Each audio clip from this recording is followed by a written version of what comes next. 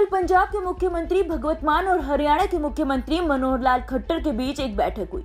ये बैठक SYL नहर विवाद को लेकर करीब 2 घंटा चली, लेकिन 2 घंटे बाद भी ये बैठक बेनतीजा निकली और आज हरियाणा के मुख्यमंत्री मनोहर लाल खट्टर गुड़गांव पहुंचे।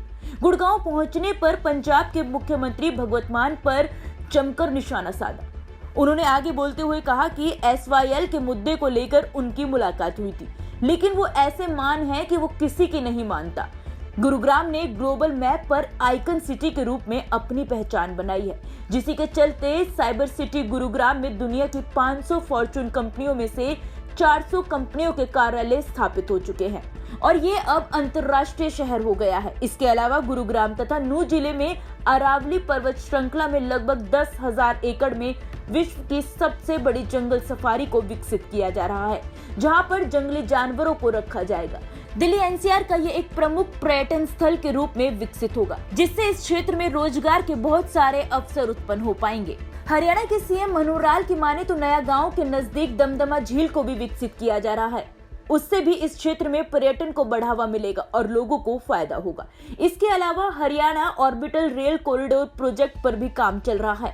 हमारी इच्छा है कि सोना पंचगांव में शताब्दी ट्रेन का ठहराव हो। मुख्यमंत्री ने कहा कि इस इलाके में जिस हिसाब से इंफ्रास्ट्रक्चर बड़ा है, उसी हिसाब से उद्योग भी स्थापित करने होंगे। कमर्शियल गतिविधियां बढ़ेंगी तथा लोगों को रोजगार मिलेगा।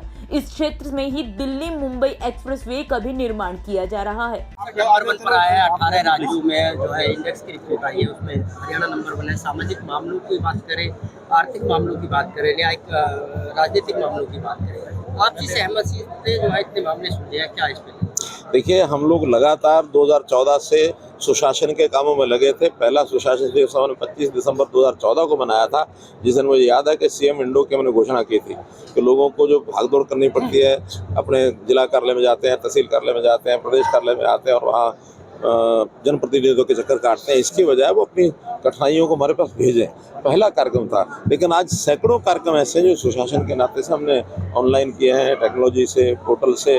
घर बैठे लोग अपनी समस्याएं बताते हैं और जो डोर बिल्कुल उनके to the door step of the complainant या कंज्यूमर बेनिफिशियरी, वो सारी सेवाएं पहुंचती हैं।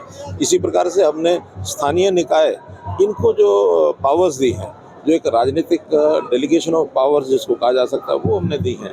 हमने जितने भी सिस्टम्स हैं, लोगों के जो डॉक्यूमेंट्स हैं, जो लोगों को बनवाने के लिए घूमना पड़ता है, तो परिवार पहचान पत्र के माध्यम से आप कहीं बैठे हुए अपना जाति प्रमाण पत्र आपको निकालना है, डेट ऑफ बर्थ निकालना है, आपने रेजिडेंस का अपना कोई प्रूफ निकालना है, ये सब चीज़ें उसको घर बैठे मिलती हैं। हमारे जो अटल सेवा केंद्र है बहुत उपयोगी हो रहे हैं, तो चाहे सुशासन है, चाहे गवर्नेंस है और चाहे हमारे ये जो पॉलिटिकल जो हमने डेलीगेशन ऑफ पावर्स की हैं, सोशल जो चीज़ों को हमने अपलिफ्ट किया है सोसाइटी में भी।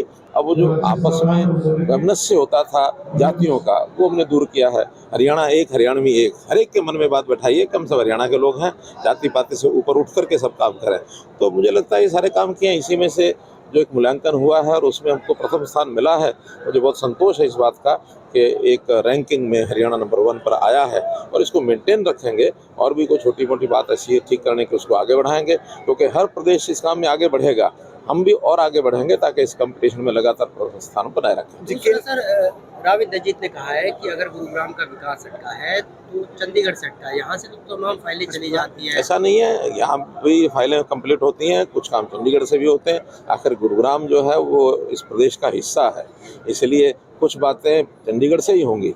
GMDA के अंतर्गत जितने काम है वो सारे यहीं से होते हैं, लेकिन केवल अलग से एक स्वायत्त संस्था GMDA ही है, बाकी विभागों की स्वायत्त संस्थाएं नहीं है, वो सब प्रदेश से ही होती हैं। भ्रष्टाचार को समाप्त करने को लेकर मुख्यमंत्री मनोहर लाल ने कहा कि अब लोगों का कहना है कि भ्रष्टाचार का काल मनोहर लाल, जबकि 8 साल पहले प्रदेश का कोई भी व्यक्ति ये नहीं सोच सकता था कि भ्रष्टाचार भी कम हो सकता है। वहीं गैंगस्टर पर भी की जा रही कार्रवाइयों पर CM ने कहा कि गैंगस्टर को भी निशाना बनाया जा रहा है। इनकी जान इनके पैसे में बसती है, सरकार इनका भी इलाज कर रही है। उन्होंने कहा कि हम पाप के भागीदारी नहीं बल्कि पुण्य के भागीदारी बने। बिजली आपूर्ति का जिक्र करते हुए मुख्यमंत्री ने कहा कि जब हमने सत्ता संभाली उस समय बिजली के लाइन लॉस 35% थे। हमने लोगों से बिजली चोरी रोकने की अपील की और बिजली इंफ्रास्ट्रक्चर में सुधार किया। जिसके सुखद परिणाम ये हुए कि आज लाइन लॉस सिर्फ 14% रह गया है। हमने 21% लाइन लॉस को कम कर दिया है। एसवाइल दे दो, एसवाइल का जो खुदाई कराओगे तुम्हारा जितना हिस्से का पानी कम से कम हमारे तक आ जाएगा। लेकिन वो ऐसा मान है जो मानता ही नहीं।